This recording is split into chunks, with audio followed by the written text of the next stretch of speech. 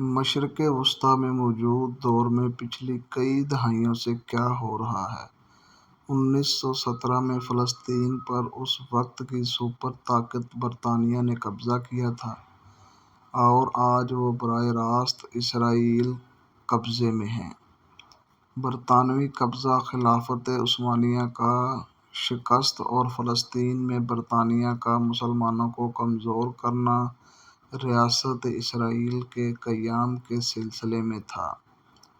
موجودہ دور میں عراق پر 2003 میں امریکہ نے حملہ کر کے قبضہ کر لیا اور شام پر عملاً روس قابض ہے اور یہ دونوں ملک مستقبل کے گریٹر اسرائیل کے نقشے میں آتے ہیں۔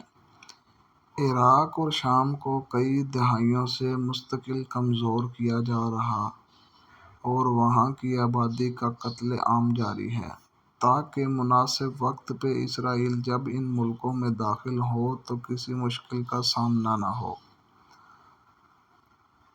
1991 کی گلف وار کے بعد امریکہ اور برطانیہ نے عراق پر سخت اقتصادی پابندیاں عائد کر دی تھیں اور ملک کے اوپر نو فلائنگ زون قائم کر دیے تھے جہاں سے روز امریکہ اور برطانیہ کے جہاز بمباری کیا کرتے تھے۔ ایک ایسا ملک جو اپنی 70% خوراک اور دوائیں باہر سے امپورٹ کرتا ہو، اس کے اوپر ان پابندیوں کا بہت برا اثر پڑا۔ 5 لاکھ عراقی بچے ان پابندیوں کی وجہ سے ہلاک ہو گئے۔ کلنٹن دور میں امریکہ کی یہودی وزیر خارجہ میڈلین البرائٹ سے جب پابندیوں کی وجہ سے ان بچوں کی ہلاکت کے بارے میں پوچھا گیا تو اس نے انہیں صدام حسین کے خطرے کو ختم کرنے کے لیے قابل قبول کہا۔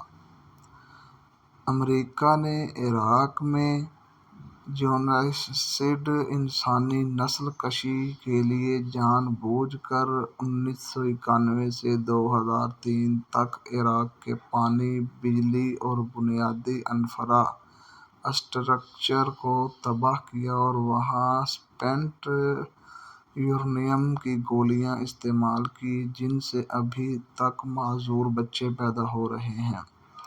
2003 کے بعد جب امریکہ نے براہ راست عراق پہ حملہ کیا تو وہاں براہ راست امریکی فوج کے قتل عام، بمباری، فرقہ وارانہ فسادات اور داعش کے ذریعے قتل عام جن کے پیچھے امریکی فوج کا ہی ہاتھ تھا، تقریباً 50 لاکھ عراقی لوگ اپنی جان سے ہاتھ دھو بیٹھے۔